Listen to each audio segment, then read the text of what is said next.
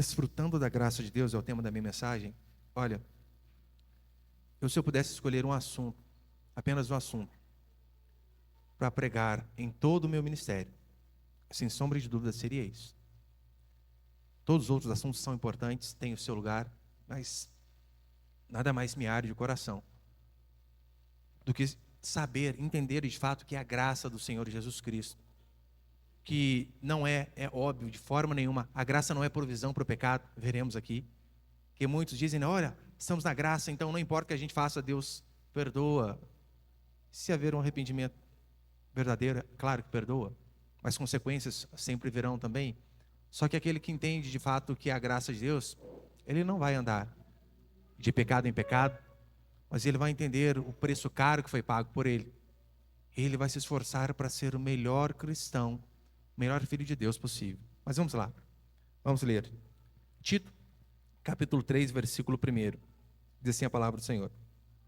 Recorda-lhes que devem estar sujeitos aos governantes e às autoridades, ser obedientes e estar preparados para toda boa obra. Não devem difamar ninguém, nem ser dados a brigas, mas equilibrados, mostrando genuína mansidão para com todos. Porque antes também éramos insensatos. Quem éramos? Paulo está dizendo que todos nós, antes de conhecer a Cristo, de Cristo nos resgatar, todos estávamos perdidos em nossos pecados e delitos, diz a Escritura. Não há um bom nenhum sequer. Verso 3, porque antes éramos insensatos, desobedientes, desencaminhados, servíamos a várias paixões e prazeres, vivíamos na maldade e na inveja, éramos rancorosos e odiávamos uns aos outros. Aí no versículo 4 tudo muda, né? Esse mas, essa conjunção adversativa. Mas apareceu a bondade de Deus, nosso Salvador, e o seu amor para com os homens, não por mérito de atos de justiça que houvéssemos praticado, mas segundo a sua misericórdia, ele nos salvou mediante o lavar da regeneração e da renovação realizadas pelo Espírito Santo, que ele derramou amplamente sobre nós por Jesus Cristo, nosso Salvador, para que, justificados pela sua graça, fôssemos feitos herdeiros segundo a esperança da vida eterna. Essa palavra é digna de crédito, ele diz no verso 8. A Bíblia, ela está repleta dessa doutrina, a doutrina da graça do Senhor. Só que o Evangelho, ele não começa com graça. Não. Isso aqui é a segunda parte. Jesus Cristo, durante 3 anos aproximadamente de ministério, seus discípulos, os apóstolos, sintetizaram a sua mensagem, pregada durante 3 anos, em uma frase: arrependei-vos, porque está próximo o reino dos céus. Reino dos céus e graça vem só depois do arrependimento.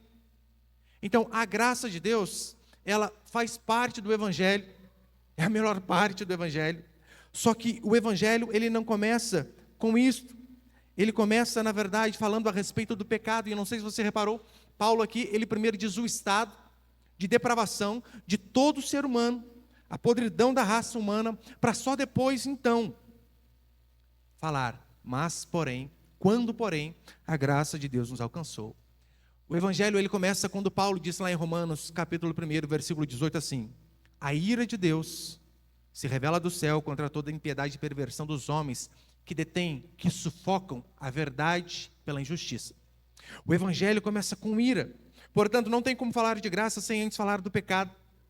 E muitos, por vezes, não conseguem desfrutar do que é a graça de Deus, porque não entenderam a mensagem do pecado, não se viram como pecadores. Eu canso de ver pessoas com anos de igreja, que se acham totalmente boas, a última bolacha do pacote, que Deus quase que fez um favor em escolhê-la, porque convenhamos, ora, não há ninguém como eu. São pessoas que não entenderam absolutamente nada do Evangelho.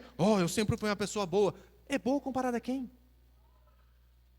Comparado a quem que você é alguém bom? Quem não se vê como doente não busca remédio. Portanto, uma pessoa que genuinamente não se vê como depravada, promíscua, inclinada totalmente ao mal, assim é todo ser humano. Começando das criancinhas menorzinhas que nós temos em nossa igreja. Ou você acha que são anjinhos? Não são. Olha para você ver.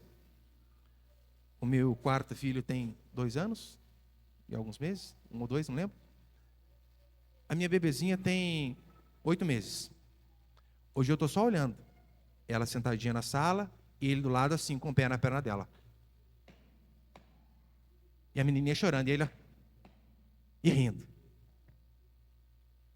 Essa é a natureza humana. Todos são assim. Basta que se dê as oportunidades necessárias. Agora, como buscaremos a Jesus Cristo e a sua graça sem vermos que somos pecadores? É por este motivo que a pregação da lei é de suma importância, porque é pela lei que vem o pleno conhecimento do pecado. É diante dos mandamentos que nós nos vemos totalmente despidos de qualquer justiça. Então, se você não se vê como doente, você jamais vai clamar por um remédio. E a Escritura, a lei primeiro, ela faz um raio-x, uma radiografia de todo ser humano. E declara que todo ser humano está apodrecendo com um câncer maligno, que vai levá-lo à condenação, não apenas nessa vida, mas principalmente à vida eterna. E então, se você entende que você é doente, pode ter certeza, você vai buscar o remédio como alguém que está perdido no deserto busca água. Vai fazer de tudo para encontrar esse remédio. Eu quero passar aqui alguns princípios, então, de como nós podemos desfrutar da graça de Deus. O primeiro é o seguinte: primeiro, reconhecer a nossa maldade.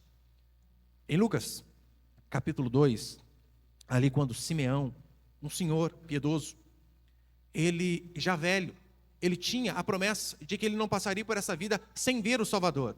E então, quando ele vê os pais de Jesus Cristo entrando no templo com ele, ele pega aquele menininho no colo, agradece a Deus e diz assim: essa criança foi destinada tanto para ruína como para levantamento de muitos. Nessa ordem, ruína e levantamento. Só consegue ser erguido aquele que primeiro se vê no chão.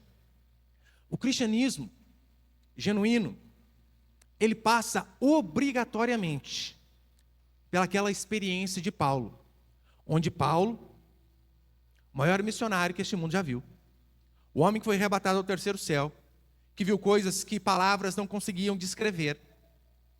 Paulo, ele tem uma convicção de pecado tão grande, que ele diz assim: miserável homem que sou, desventurado, desgraçado homem que sou, quem me livrará do corpo desta morte? Esta é a primeira e fundamental experiência do cristão. Se você nunca se viu como miserável, você ainda não converteu. Se você não se viu como alguém totalmente necessitado de Jesus Cristo, se você acha que você não precisa dele tanto assim, que você é uma pessoa boa, e você não se viu como Paulo se viu, como alguém extremamente miserável, a sua conversão ainda não chegou. O cristão, ele não começa subindo ao céu, mas ele começa caindo em convicção de pecado. Porque o encontro com Deus faz isso. Primeiro derruba, nos quebra, nos humilha. Nós entendermos que não há um bom, como diz Paulo em Romanos 3, nenhum sequer, mas apenas pessoas que por algum período conseguem sufocar esta maldade. Todos aqui são extremamente malignos, é o que diz a Escritura. Não, pastor, mas fulano ali é meio bonzinho. Mentira. Ele consegue, por um período, enganar, inclusive a si mesmo, se parecendo com alguém bom. Você já viu aquelas pessoas que são pessoas boas, diante da sociedade, gozam ali de aplausos das pessoas que as conhecem, mas de repente perde a cabeça, faz uma besteira, bate alguém, dá uma paulada em alguém, e depois diz assim: nossa, ai, cabeça quente, eu não sou desse jeito. É exatamente daquele jeito. Todos. Nas outras vezes, que elas de fato conseguiram se esconder. Lembre-se, a maldade, ela não é adquirida com o tempo. Sabia? A maldade, ela é aperfeiçoada com o tempo. Mas ela já nasce em nós. Ela está plantada em nós. Olha para cá, por favor, concentra aqui. A maldade, ela já vem em nós. Veja se não é verdade. Quem aqui ensina crianças a serem birrentas? O dia que a sua esposa demorou para fazer o almoço, você deitou no chão, ficou batendo pé, perninha para cima, dizendo, eu quero almoço. Por seu filho fazer igual? Não. Crianças são malignas por natureza. E quando eu digo crianças são malignas, estou falando aqui dos nossos filhos, essas criancinhas todas gorduchinhas, bonitinhas aí, que graças a Deus temos bastante, são malignas. Deixe-as sozinhas, sem colocar freio, e você vai criar um monstro dentro da sua casa. Uma cobra que vai te morder, que vai te picar. Assim são todos os seres humanos, todos os seres humanos. Nós temos que nos esforçar danado para fazer o bem, veja se não é. Você percebeu que nós temos uma tremenda dificuldade em dizer, eu errei. Perdão. São palavras que a gente quase soa sangue para dizer. No casamento é assim. Na vida da igreja é assim. No dia a dia nós somos assim. Temos que fazer um esforço danado para perdoar as pessoas. Esforço descomunal. Por que nós precisamos dar uma boa educação para os nossos filhos? Sabe por quê?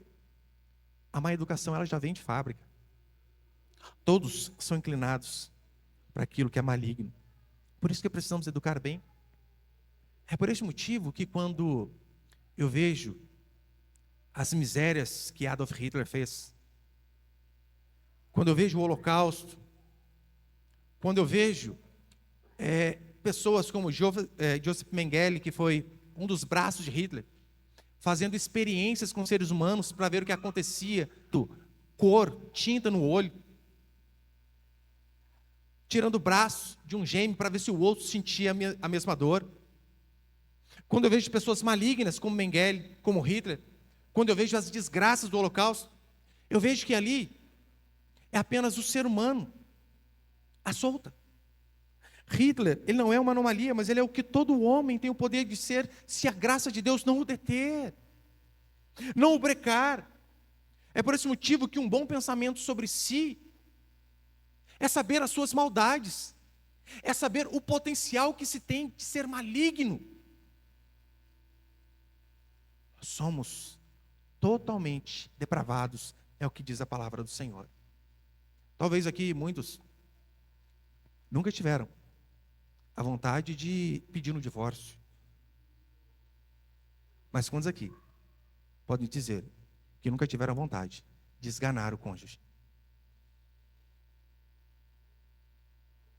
De fazer absurdos com o cônjuge no momento de raiva e de nervosismo. Às vezes eu acho tão lindo, mas ao mesmo tempo tão falso. As pessoas dizendo, ai, o amor de mãe é lindo. Você fica ali horas e horas olhando o bebezinho. Sim, é fantástico. Deixe esta mãe 3 dias privada de sono. E você vai ver uma fúria brotar dentro dela. Conversar com uma irmã essa semana, ela dizia que quando o filho dela nasceu, foi tão cansativo, tão cansativo, tão cansativo, que por hora ela ia ao banheiro e deitava no banheiro para pelo menos dormir durante 15 minutos. Este é o ser humano. Este somos nós. Ninguém sem Deus faz o bem simplesmente por fazer o bem. Não há pessoas assim. Há pessoas que fazem o bem e pessoas ímpias? Sim, mas todas, sem exceção, têm um objetivo escuso por detrás. Todas, até nós. Vigia para ver se não é verdade. Até as nossas bondades que fazemos, por vezes, está com motivações totalmente contrárias, erradas por trás. Imagina que Deus dê a você o privilégio de escrever um livro que vai mudar a história da humanidade, que vai curar doentes, que vai acabar com a fome na África, que vai acabar com a corrupção em nosso país. E Deus dê a você este poder. O seu livro vai mudar a história da humanidade, assim como a Bíblia mudou. Mas tem apenas uma cláusula.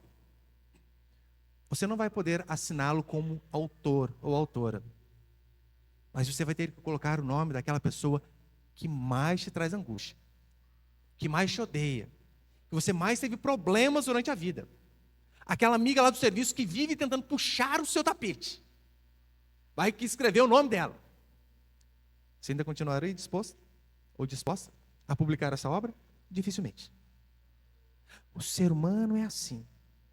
Eles, por vezes, fazem o bem, não é porque eles querem ajudar os outros, é porque eles se sentem bem. Quantas pessoas testemunham isso? Olha, eu quando ajudo as pessoas, eu me sinto tão bem. Então você percebe que ela está ajudando, mas é por benefício próprio. Ela quer apenas tirar um peso da consciência que talvez vem fazendo errado durante toda uma vida. Mas então ela faz uma boa obra que acha que vai compensar toda a maldade que ela tem feito durante toda uma vida. É mentira. Só desfruta da graça de Deus quem reconhece que não merece. Quem sabe que de fato não é coisa alguma. Eu lembro uma vez eu fui pregar numa assembleia. E a Assembleia de Deus, você sabe, né? Eles têm aquelas cadeiras atrás assim, onde sentam os pastores ali. E me chamaram, sentei, fiquei ali. E vai louvor, oportunidade, vai isso, vai aquilo. Não sei quem fala, o outro fala, o outro fala. Aí chegou na hora de me chamar para pregar. E eu era o pregador principal à noite. Eu vou chamar aqui o pastor. Puxa, pastor, esqueci seu nome, pastor. Esqueceu o meu nome. O irmão ficou vermelho por esquecer o meu nome. Eu, do fundo do coração, eu não liguei. Para mim, fazer o quê? Paciência. Não tem problema não. Mas o ser humano, ele detesta ser esquecido. Não é assim? A mulher pinta o cabelo, o marido não percebe. Pronto, Terceira Guerra Mundial. Como assim? Não percebeu? Não viu? Agora, quem desfruta de fato da graça de Deus é aquele que sabe que não merece coisa alguma. São pessoas como aquela mulher cirofenícia que vem dizendo, olha, ajuda, minha filha está doente, por favor, me ajuda. Aí Jesus Cristo diz para ela, não convém tirar dos filhos e dar para os cachorrinhos. Insulta a mulher. Chama ela de cadela indiretamente. O que ela faz? Até os cachorrinhos comem das migalhas que caem debaixo da mesa do seu Senhor. Diz a Bíblia que quando ela diz isso, Jesus Cristo quase que toma um susto, né? Ó Deus, ou ó eu, né? Não sei como que ele falou. Como assim? Até os cachorrinhos comem das migalhas que caem debaixo da mesa do seu Senhor. É esse tipo de pessoa que tem o favor do Senhor. Uma vez uma irmã dava um testemunho na nossa igreja, e a gente tem que tomar um cuidado danado quando o novo convertido vai dar testemunho, né? Quer dizer, falam umas besteiras que só Jesus. E eu lembro a irmã falando ali, ela tinha acabado de chegar do encontro que nós fazíamos, no retiro, e ela dizendo, olha, o que eu aprendi nesse retiro é que eu só devo orar para que Deus me dê aquilo que eu mereço, nada mais. Eu, não, Senhor, não faz isso. Não ouve essa oração. Se o Senhor dá o que ela merece, tadinha, ela vai descer como um foguete para o inferno. É o que todos nós merecemos. Agora, muitos se acham moralmente corretos no que tange ao exterior. Por quê? São bons maridos, trabalhadores, não deixam faltar nada em casa, boas donas de casa, mães, esposas. Mas por vezes são como Jesus Cristo diz, sepulcro caiado, caixão, bem pintadinho por fora, mas totalmente podre e corrupto por dentro. Assim é a realidade da maioria que se acha bom. Jesus, ele não olha só para o exterior, mas para o interior. É por isso que o meu e o seu, a minha e a sua comparação de bondade não deve ser com um vizinho ímpio que bebe sexta, sábado, domingo, com a prostituta, com o Lázaro, serial killer. A nossa comparação de bondade, por vezes, não deve ser nem com pessoas boas que fizeram bem a vida inteira, como Madre Teresa, mas o nosso padrão de comparação deve ser a Cristo. E comparado a Ele, quem pode dizer que é bom? Olhe os mandamentos dele. Os fariseus achavam que o simples fato de não adulterar já era o suficiente. Desde que você não vá para o motel, não saia com a mulher, com o marido próximo, joia, cumpriu o mandamento. Aí Jesus vem e diz, não, vocês não entenderam. Ouviste o que foi dito, eu porém vos digo. Ele ali não está mudando a lei, mas ele está dando a real interpretação da lei. Ouviste o que foi dito pelos fariseus? Não adulterarás? Eu porém vos digo, aquele que olhar para um TikTok com intenção impura, já cometeu adultério. Ouviste o que foi dito? Não matarás? Eu, porém, vos digo, aquele que desejar o mal para o seu próximo é réu do inferno. Diante desses mandamentos, quem aqui ainda pode se colocar de pé diante do Senhor e dizer: Senhor, eu ainda boto muita fé no meu taco? Ninguém. Enquanto o Evangelho não nos tirar de trás dos arbustos dos nossos pecados, assim como fez com Adão, eu e você não nos vermos nus diante de Deus, não clamaremos pela justiça de Cristo. Mas é necessário que primeiro vejamos o quão imundo e pecadores somos. Segundo,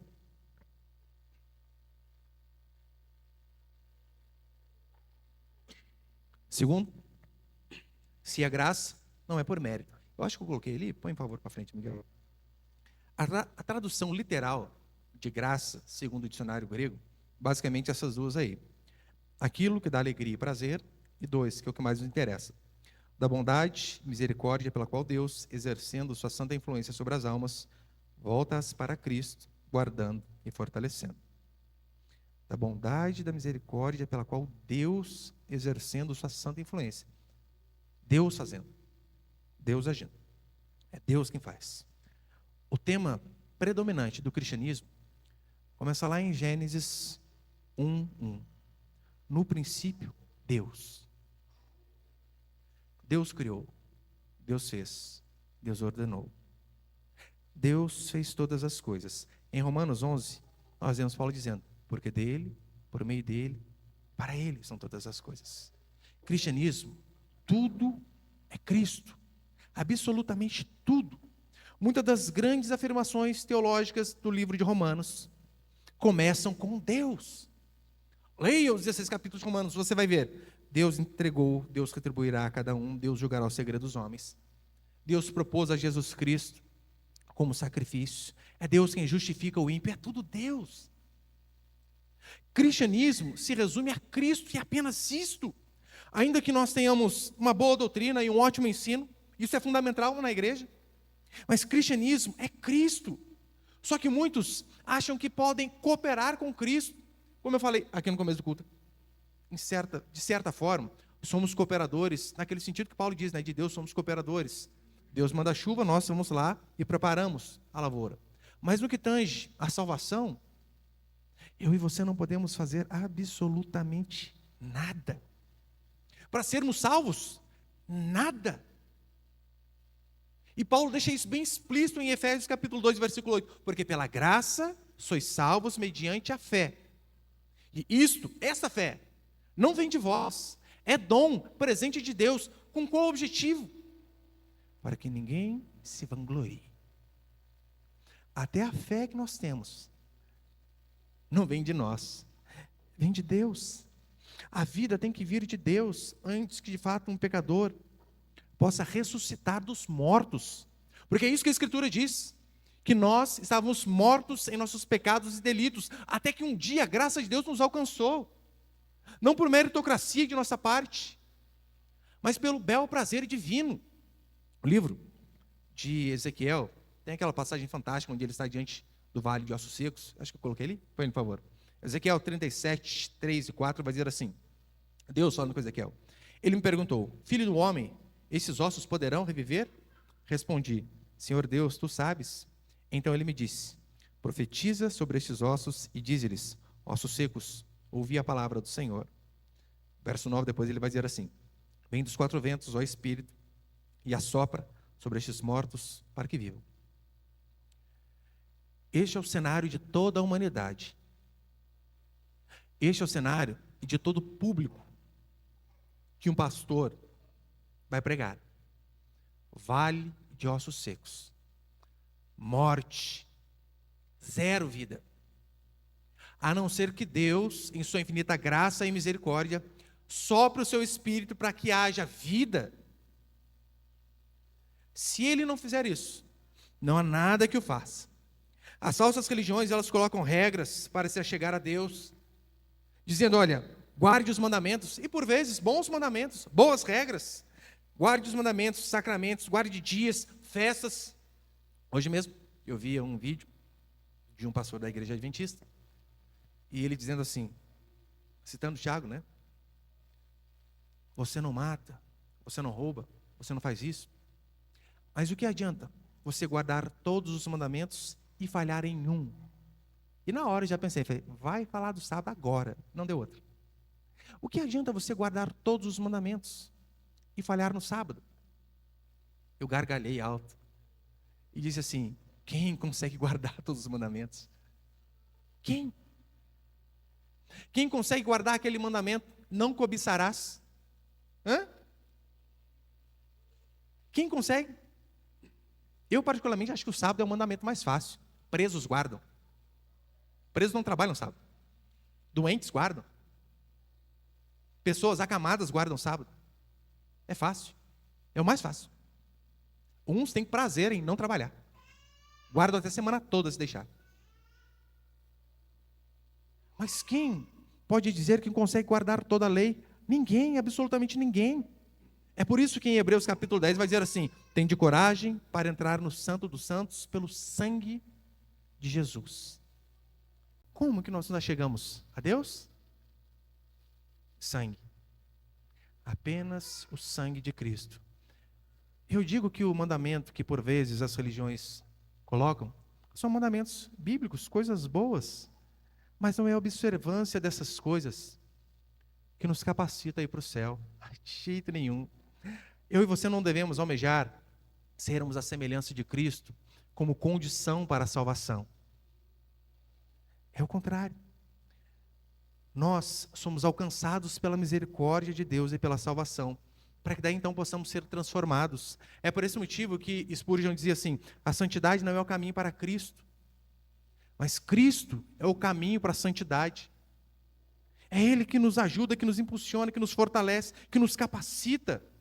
Porque o que um homem pode fazer para Deus, você já fez essa pergunta? O que você pode fazer para Deus? Eu vejo às vezes as pessoas tentando fazer barganha com Deus. Senhor, se o Senhor me dá tal coisa, eu faço isso, isso e aquilo. Mas você quer barganhar o que com Deus se tudo é dele? É o seu filho quando vem pleitear alguma coisa com você, com algo que você deu para ele. É ridículo. Salmo 50, versículo 12, diz assim. Põe ele, por favor, Miguel. Salmo 50, verso 12. Se eu tivesse fome, não te pediria, pois o mundo é meu e tudo que nele existe. Você sabe qual que é a diferença do fariseu e do publicano? O publicano precisa ser levantado. O fariseu primeiro precisa ser derrubado.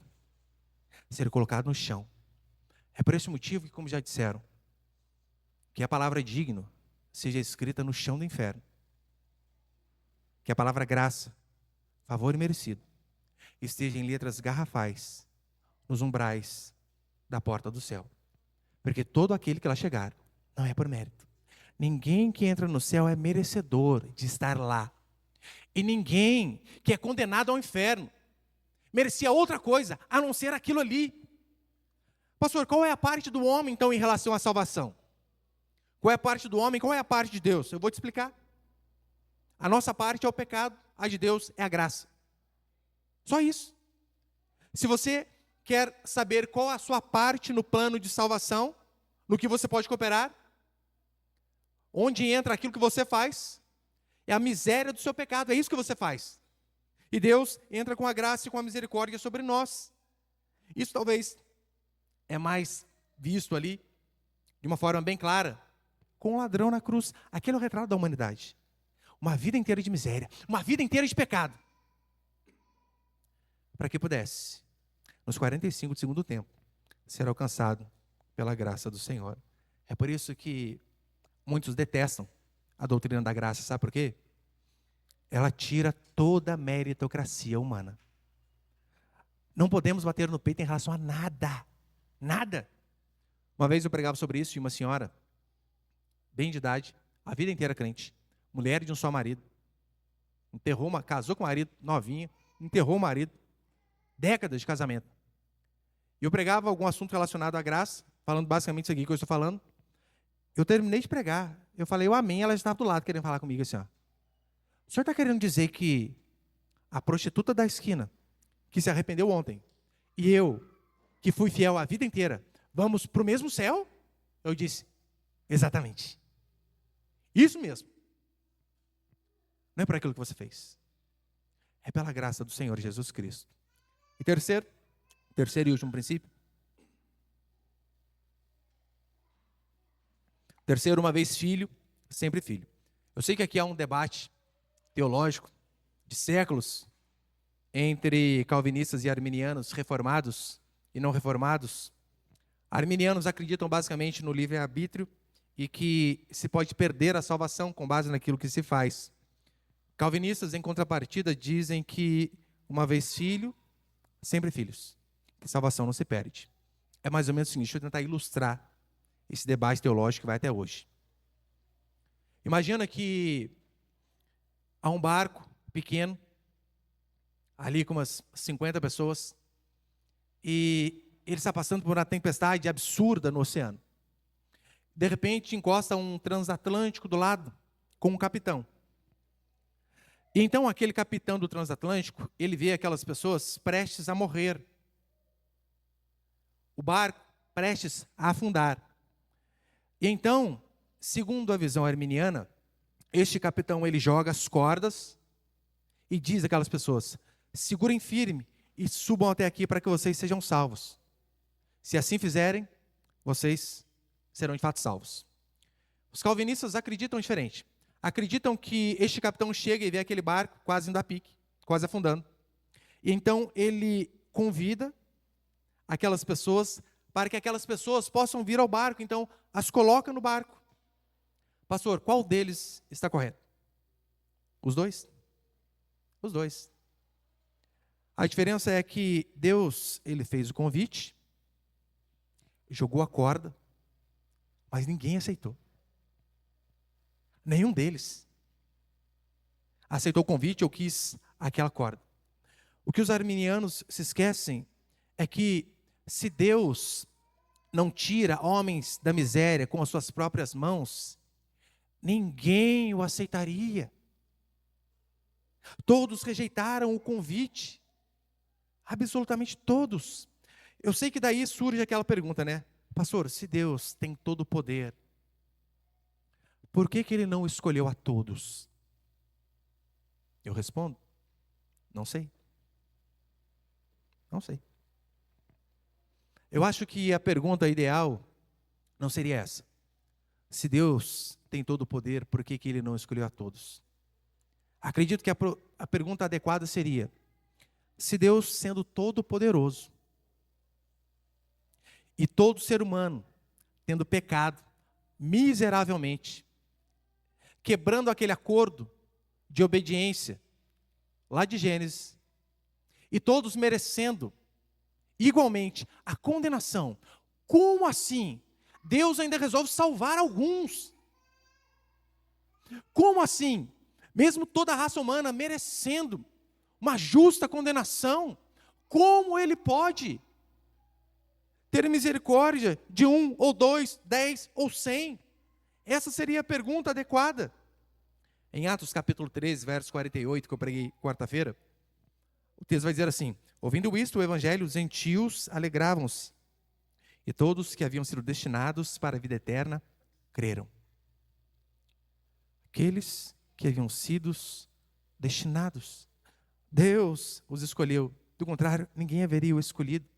É por isso que a doutrina da graça, ela de fato ela não seria para ser debatida, de que nós somos eleitos desde a fundação do mundo. John Piper vai dizer isso. A doutrina da graça, ela está aqui para ser desfrutada.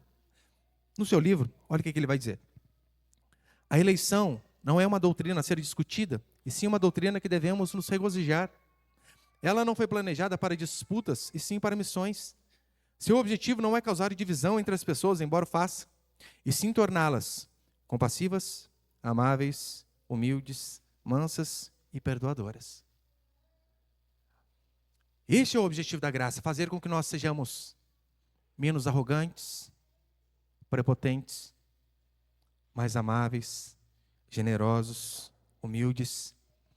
Porque só quem foi amado por Cristo entende a importância de amar aquela pessoa que é difícil de amar. Só quem foi perdoado por Cristo consegue entender a importância de perdoar aquela pessoa que errou diversas vezes e a mesma coisa. Ela consegue perdoar porque ela sabe o quanto Deus lhe perdoou. Lembra aí Mateus 18, onde Jesus Cristo conta aquela parábola do credor incompassivo, onde um homem devia, eu lembro uma vez eu fiz a conta dos 10.000 talentos traduzida para anos, dava cerca de 165 mil anos de trabalho, um trabalhador comum. Essa era a dívida do homem. Enquanto que e esse homem foi perdoado pelo seu senhor. 165 mil anos de trabalho. Pai, eu te perdoo. E ele chega perto de um conservo dele que devia 3.000 reais. Dinheiro de pinga. E o que ele faz? Não perdoa. É interessante, né, que depois de Mateus 18, vem Mateus 19, a respeito do adultério, dizendo que deveríamos perdoar. E a Bíblia, ela, de fato, né, a ordem é perfeita. Se você entende o perdão em Mateus 18, diante das maiores dificuldades, como por exemplo o adultério, você vai entender, eu fui perdoado por algo maior. Eu posso perdoar isso aqui. Deus me capacita a fazer isso. Spurgeon, ele dizia que nós somos forçados a acreditar na doutrina da eleição, de que nós somos escolhidos antes do nosso nascimento. Sabe por quê? Porque se Deus nos esperasse nascer, para depois fazer a sua escolha, não teria motivo nenhum para nos escolher. Absolutamente nenhum. O Senhor é bom e a sua misericórdia dura para sempre, diz a Escritura. E essa é a certeza que nós temos, de que amanhã nós estaremos com o Senhor, no dia que Ele voltar. Sabe por quê? Deus, Ele nunca perdeu nenhum de seus filhos. Eu e você não seríamos o primeiro. João capítulo 17, versículo 12 vai dizer assim: quando eu estava com eles, guardava-os no teu nome, que me deste, e protegi-os, e nenhum deles se perdeu. Olha, eu falo sem demagogia. Eu tenho mais certeza da minha salvação do que da minha própria morte. Enoque e Elias não morreram. Eu tenho mais certeza da minha salvação do que da minha própria morte. Porque quem conquistou a minha salvação não fui eu. Não foi o dia em que eu resolvi largar o meu serviço estabilizado para me dedicar ao ministério, começando uma igreja com 12 pessoas. Não, não foi isso. Quem conquistou a minha salvação foi Cristo. É por isso que a minha esperança está nele. E aquele que me deu, eu tenho a certeza que jamais vai tomar. Uma vez aconteceu uma situação tanto quanto constrangedora. Acho que foi aniversário de criança, alguma coisa. Eu sei que eu levei o presentinho com a minha esposa, né, para a criança. E acho que o irmão dela também queria, e eu só tinha levado um. A mãe da criança devolveu o presente para a gente, para não ter briga das crianças. Eu dei e devolveu. Quase que eu... agora eu vou tomar de volta mesmo, não vou dar mais não. Tem um monte de filho, deu para os meus, né? Deus não faz isso. Dá algo e pega de novo de jeito nenhum. É por isso que Paulo vai dizer assim em Filipenses: estou plenamente certo de que aquele que começou a boa obra em mim é fiel para terminar. Como eu escrevi acho que foi no Instagram essa semana, se os eleitos de fato perdessem a salvação, a eleição do Pai seria ineficaz, a intercessão do Espírito irrelevante e a santificação impotente. Se eu perdesse a minha salvação, eu perderia apenas a minha salvação. Mas Cristo perderia a sua glória, porque uma de suas ovelhas se perdeu. O problema maior é dele. É por este motivo que eu não tenho dúvida de que a glória para o cristão é mais certa que a sepultura. Como eu falei, Enoque e Elias não passaram pela morte. A glória para mim e para você é mais certa do que a sepultura. E a segurança da salvação, ela não faz o cristão ser relapso de jeito nenhum, compassivo com o seu pecado. Já estou encerrando. Mas se você entende de fato que a salvação foi um presente, um dom de Deus, dado sem meritocracia, a qual você jamais pode perder, isso aí vai te assegurar a ser muito mais fiel. Se você entende o preço alto que foi pago para que você pudesse ser salvo, o seu coração vai ser mais grato. Você vai ter muito mais disponibilidade de obedecer. E vai ficar muito mais angustiado quando você pecar contra o Cristo que te amou. O fato de que Deus guardará os seus filhos, a nossa salvação, é uma verdade gloriosa. Mas quero deixar bem claro, é uma mentira abominável achar que não seremos castigados por conta de nossos pecados aqui na terra. O mesmo Deus que nos dá certeza de que vai guardar a nossa salvação, é o mesmo Deus que diz: eu também punirei o seu pecado. Leia a história de Davi. Leia a história de Moisés. Homens como Davi, que ouviram do próprio Deus: homem segundo o meu coração, cometeu um pecado. A desgraça veio sobre sua vida. Tão certo como Deus não vai tomar a nossa salvação, é que nós seremos também punidos por conta dos erros que cometemos. Porque Paulo vai dizer isso: de Deus não se zomba. Aquilo que o homem planta é aquilo que ele colhe. Como eu disse, a definição de graça, da bondade e misericórdia pela qual Deus, exercendo sua santa influência sobre as almas, voltas para Cristo, guardando e fortalecendo. John Newton, ele dá uma ilustração fantástica. Ele conta que teve um sonho e ele estava num barco onde um anjo veio e deu um colar muito precioso para ele. Um colar, de fato, simbolizando a salvação, algo muito caro. E então aquele anjo dá o colar para ele, ele olha para aquilo e diz: nunca vi algo tão magnífico em toda a terra. Ele fica muito feliz de receber aquilo. O anjo sai. As pessoas começam a vir e buzinar na cabeça dele, dizendo: será de verdade ou bijuteria? Será que isso de fato tem mesmo valor? Olha, sei não, hein? E ele então, ouvindo aquelas coisas, ele começa a duvidar do valor que aquele colar tinha. E então ele vende, troca, desfaz aquele colar. Só que ele está lá depois no barco e de repente chega o anjo novamente. E ele já fica todo angustiado, porque ele diz: nossa, ele vai perguntar do colar. Aí ele fica triste, cabisbaixo, e já diz: não está mais comigo. O anjo põe a mão no bolso, tira o colar e mostra para ele: é isso aqui? Ele abre aquele sorriso, vai pegar de novo. O anjo guarda. E diz assim: isso aqui é seu. Sempre vai ser seu. Eu vou guardar. Porque se depender de você, você perde. Você troca por outra coisa. E de fato assim acontece com todos nós. Se a salvação dependesse de nós, teríamos trocado por fardos de cerveja, cigarros de maconha, bebida, prazeres, dinheiro, fama, sucesso e tantas outras coisas. É por isso que a salvação depende do Senhor. Para encerrar, o Salmo 37, versículo 23 vai dizer assim: o Senhor firma os passos do homem bom e no seu caminho se compraz. Se cair, não ficará prostrado, porque o Senhor o segura pela mão. Quem é que segura? O Senhor. Essa é a certeza que temos.